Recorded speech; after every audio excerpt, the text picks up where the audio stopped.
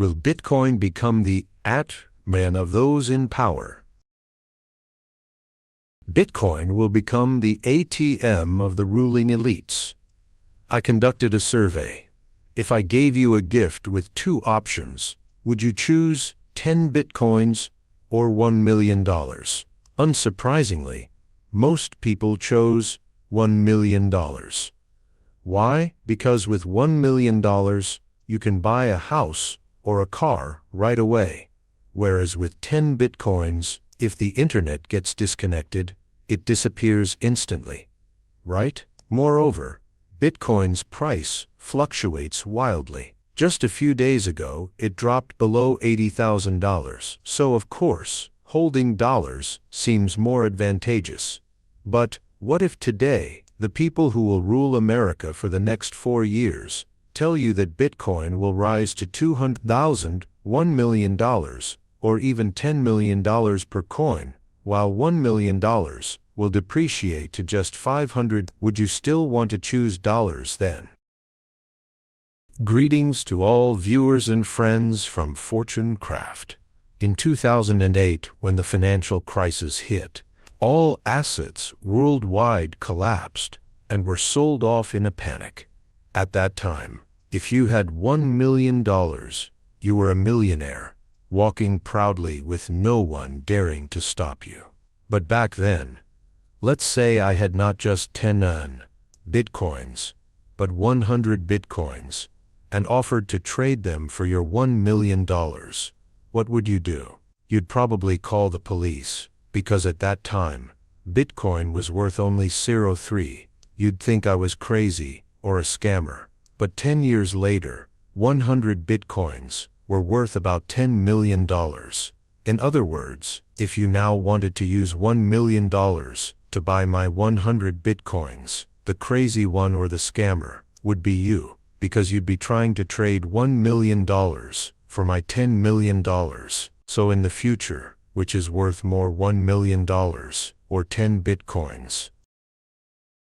Even now, some people still say Bitcoin will rise because it's decentralized and could replace the dollar. But in reality, this doesn't mean much because Bitcoin is no longer decentralized and can't replace the dollar. The reason: it will become an asset controlled by America's ruling elites. Bitcoin is no different from the dollar. I know many people think Bitcoin has nothing to do with them because they don't know how to buy it, think it's a scam, or even believe it's illegal. Plus, Bitcoin's price has risen so high that they feel they can't afford it anymore. But think about this. This so-called scam has existed for 17 years and still hasn't disappeared. More importantly, it's not just investors buying Bitcoin now.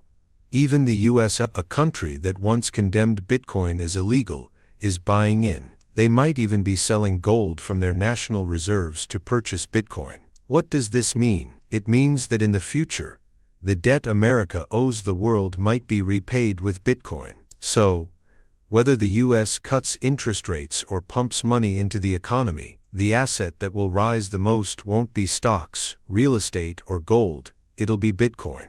This means Bitcoin will face no more barriers, and eventually, you'll have to buy Bitcoin too. Is this true? Today's video might shake the worldview and values of many people. I might get criticized, or similar channels might watch to see what I say and copy it, but that doesn't matter. As long as 1 or 2 sentences today are useful to my followers and help you live better, I'm satisfied. If you're worried you won't take action after watching this video, you can hit the like button to automatically save it to your playlist, making it easier to revisit and act on. Right now, Bitcoin's value isn't as simple as people once thought. It could be the only thing that saves the dollar, US stocks, and US bonds. What's the cure here? I've said before that America will inevitably have to expand its balance sheet and print more money. Why? Because the amount of money the US spends far exceeds what it takes in, forcing it to borrow to keep operating. The problem is, Whether the Federal Reserve raises or lowers interest rates, U.S. bond prices are still falling, and yields keep rising. What does this mean? It means U.S. bonds are hard to sell. If not, why would the U.S. have to raise yields and lower prices to attract buyers? Simply put, America doesn't have enough money to spend and can't borrow more. Plus, when Trump took office in January, some of America's previous debts came due. At that point, the U.S. had no choice but to expand its balance sheet, print money, lend it to itself, and keep spending. This is just using new debt to pay off old debt. The issue is that Biden left Trump with a soaring U.S. stock market and a collapsing bond market. If the U.S. is forced to print more money, stock prices will be pushed even higher, while bonds become worth less. Stocks could reach unimaginable heights, bonds would become unsellable, the market would crash, and the dollar would become worthless. This is the trap Biden left for Trump. The ideal solution would be to let the U.S. market crash like the 2008 financial crisis, then print money to save it, using the opportunity to short the market, profit, buy the dip, and make another fortune. If you want more details, watch my previous video. But the problem is that printing money has severe consequences. It's like parents using a phone to pacify a crying child. When the kid cries too much, they hand over a phone with games to quiet them down. The result? The kid focuses on gaming and neglects homework or studying. By the time the parents realize the issue and take the phone away, the child throws a tantrum. In other words, the phone temporarily calms the child, but taking it away multiplies their pain. If you don't take it back, their studies suffer badly. Isn't this exactly how the Federal Reserve manages the market? In the past, when the market faced minor trouble, the Fed could lower rates or pump in free money, making it easy for businesses to borrow or even buying stocks to prop up prices. But when the Fed stops cutting rates, the market panics and crashes uncontrollably. Even cutting rates isn't enough anymore. They have to print more money too. It's like how giving a kid games isn't enough. You have to top up their in-game purchases. In 2001, when the dot-com bubble burst, a 5% rate cut was enough to save the market. But by 2008, even dropping rates to zero didn't work. They had to print $3.7 trillion to fix it. In 2013, they printed more. In 2020, they did it again, even allowing unlimited printing. This means that if the economy collapses now, even negative interest rates, where borrowers get paid to take loans, won't help. Look at Japan and Germany. This policy only weakens the economy further. So the only path left is to print more money. But the more they print, the more the dollar loses value, leading to rampant inflation, like in Zimbabwe, where trillions can't buy a meal. Worse, the U.S. will pile on massive debt because it prints money to lend to itself for spending. When the market is flooded with dollars, there needs to be an asset acting as a reservoir to absorb that money, or it'll drown the whole economy. Historically, U.S. stocks and gold have been those reservoirs. Whenever the U.S. prints money, their prices rise. But this time is different. In 2020, the U.S. printed money without limits. If they keep printing, the amount injected will break all records. As America's leader, Trump needs to find a new asset to soak up this flood of dollars, and Bitcoin might just be that reservoir. Some will laugh and call this far-fetched. Bitcoin only has 21 million coins. Even at $150,000 each, its market cap would be about $3 trillion, less than Microsoft. Calling it a reservoir is like calling it a foot bath. Even at $1 million per coin, the market cap would be $21, roughly the value of the top 20 US companies combined. With that scale, Bitcoin is still just a footbath for the dollar, not a reservoir. This is true because Bitcoin's supply is capped at 21 million. But if Bitcoin is used to issue ETFs, futures, contracts, and other derivatives, its scale becomes limitless. Simply put, if you buy Bitcoin, gold, or oil, you get the actual asset. But since their supply is finite, once it's gone, the market dries up. That's the limit. However, if you buy a Bitcoin ETF, you don't own Bitcoin. You own a piece of paper tied to its value. If Bitcoin's price rises, so does the paper's value, and you can sell it for profit without ever touching Bitcoin. Futures and derivatives work similarly. They're bets on price movements, not the asset itself. So while Bitcoin's supply is fixed, ETFs, futures, and derivatives can expand infinitely. In other words, it's not Bitcoin itself, but its derivatives that are the real dollar reservoir. Here's the kicker. The US once declared Bitcoin illegal, but last year it approved Bitcoin ETFs. Bitcoin itself isn't fully legal yet, but the US opened the door for ETF markets, letting money pour in. This shows that while Bitcoin is decentralized, Bitcoin ETFs are not. If more people buy Bitcoin derivatives instead of the real thing, then even though Bitcoin is decentralized in theory, in practice, it isn't. Got it? Plus, Bitcoin ETFs and derivatives are all bought with dollars, tying Bitcoin tightly to the dollar. In the past, dollars could be exchanged for gold. So people hoarded dollars. Later, dollars bought oil, so they kept hoarding. In the future, if dollars can buy Bitcoin, people will still hoard dollars. So no matter how much the US prints, as long as the world needs dollars to buy Bitcoin, the dollar won't become worthless. People say the US owes the world $36 trillion and can't pay it back. But that's not true. Of that $36 trillion in public debt, 75%, about $27 trillion, is money the US owes itself, printed and lent internally. Is that really debt if you owe yourself? That leaves 25%, or about $9 trillion, as foreign debt, the amount the US actually has to repay. Can they pay it? In theory, they can just keep printing. But if they print to pay off debt, the dollar loses value. If I borrow from you and print money to pay you back, is that money worth anything? However, as I've said, as long as the world needs dollars to buy Bitcoin, even if I print to pay you, you'll still take it. Plus, though I owe you $9 trillion, I don't have to pay it all at once, just the annual interest. That's why countries still buy US bonds.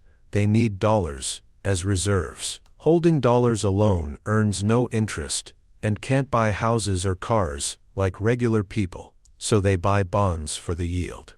In short, holding US bonds is holding dollars. As long as the US pays interest on time, most countries will keep buying. Trump once said the US might use Bitcoin to settle bond debts in the future. Could this happen? When Bitcoin broke $72,000, I started buying in gradually, not just Bitcoin, but gold stocks or other assets too. I'm holding Bitcoin at an average of $99,000. The $100,000 mark is a psychological threshold. If Bitcoin breaks $100,000 with strong buy signals, I might cautiously increase my position. But if I keep buying, I'll raise my profit target. If it drops after hitting $100,000, I might exit at $100,000, breaking even, or sell half my Bitcoin or ETF holdings.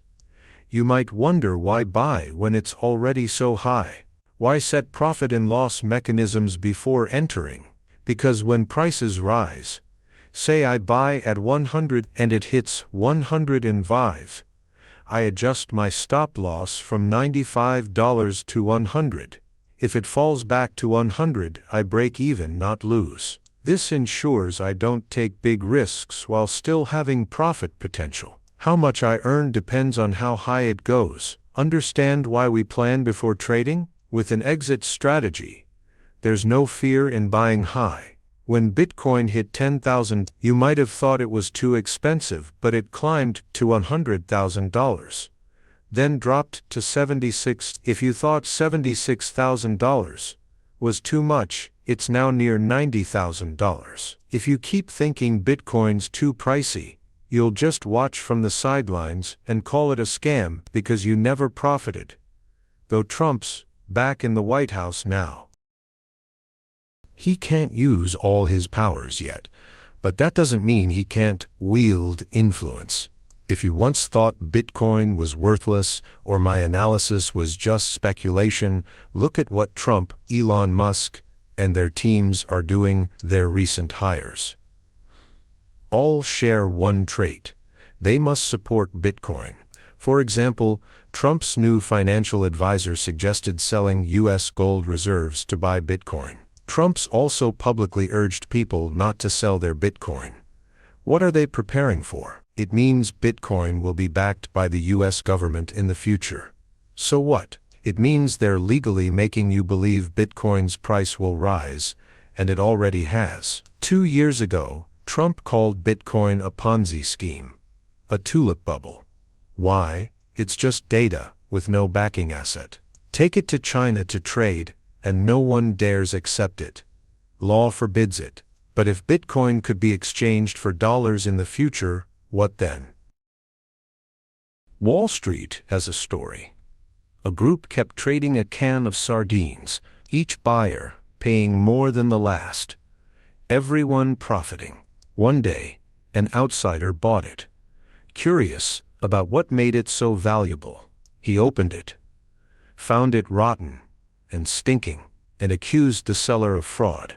The seller laughed and said, "This is Wall Street. These sardines aren't for eating. They're for trading. Get it? Whether Bitcoin is useful, edible, or intrinsically valuable, doesn't matter. What matters is how many believe it has value. The dollar's the same. Just paper. Why can paper buy the world's gold? Because America backs it. You trust not the dollar, but America. Same with Bitcoin. If a nation like the US eyes it with real money, and now regular people like us can own an asset the government's buying, would you buy?" Some say, "I won't buy." But whether they do or not doesn't matter. Their opinion's irrelevant. Because nations, financial funds, and big investors will buy in. These are the sharks, while you're a small fish.